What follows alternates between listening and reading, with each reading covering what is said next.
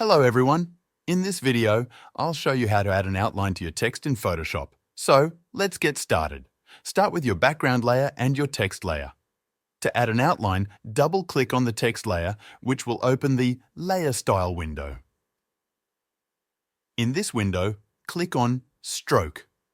First, change the outline or stroke color by clicking on the color box and selecting a new color. Then, use the size slider to adjust the thickness of the outline. Under Position, you can choose from Outside, Inside, or Center for the outline placement.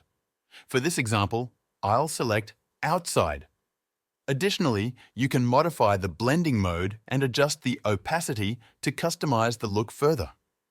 Once you're happy with the settings, click OK. And that's it. Your text now has a clean outline.